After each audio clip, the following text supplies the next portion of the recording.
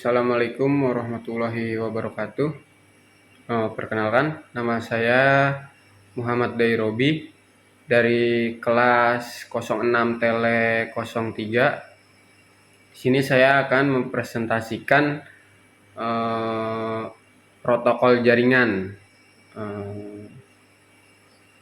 Tugas dari mata kuliah jaringan komputer. Langsung saja. Protokol jaringan komputer adalah aturan yang ada dalam sebuah jaringan komputer yang harus ditaati oleh pihak pengirim dan penerima agar dapat saling berkomunikasi dan bertukar informasi. Meskipun memiliki sistem yang berbeda, di awal kemunculannya pada tahun 1970-an, protokol hanya dipakai untuk menghubungkan beberapa node saja. Baru kemudian pada awal tahun 1990-an, saat internet tumbuh dengan pesat di seluruh dunia, berbagai jenis protokol mulai bermunculan. Namun dengan banyaknya jenis protokol tersebut, malah menimbulkan sebuah masalah, yaitu adanya ketidakcocokan dari jenis protokol buatan pabrik tertentu dengan jenis yang lain, sehingga mereka tidak bisa saling berkomunikasi. Kemudian International Standard Organization atau disingkat ISO membuat standarisasi protokol yang kini dikenal dengan nama Open System Interconnection atau disingkat OSI. Namun karena model OSI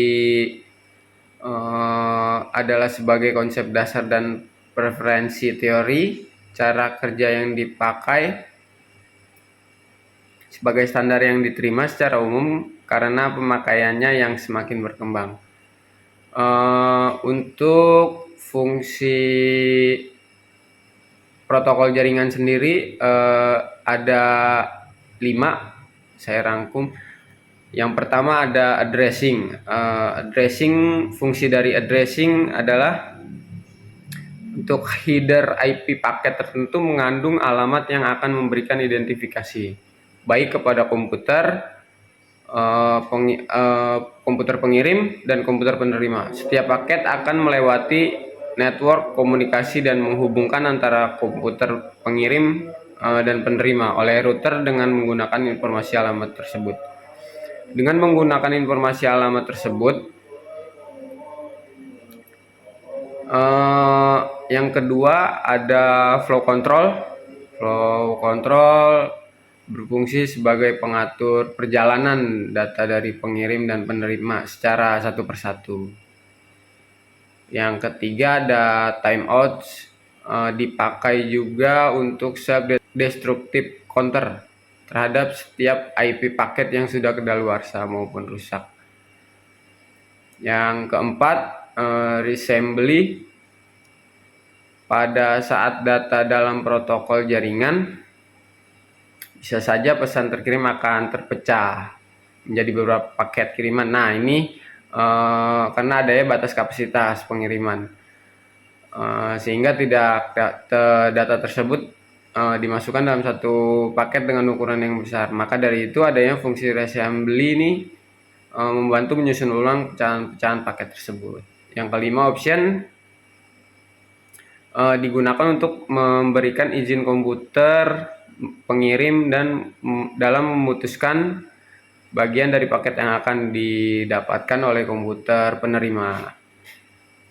Di sini juga ada jenis-jenis protokol jaringan. Yang pertama, UDP atau User Datagram Protocol.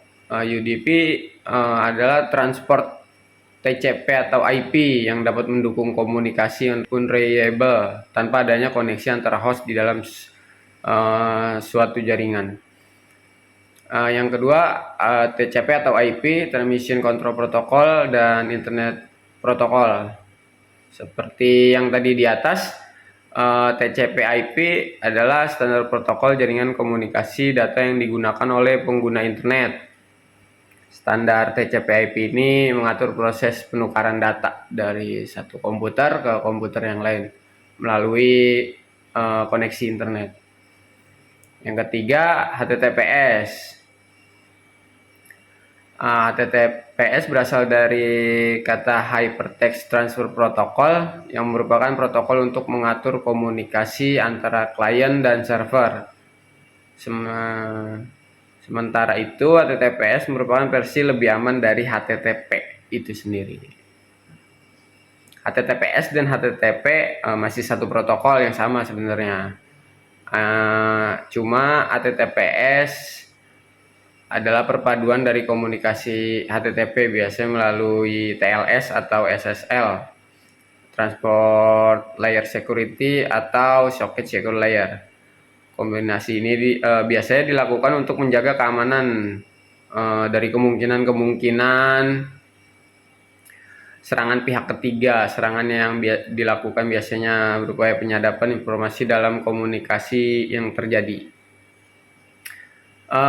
Kesimpulan dari presentasi ini adalah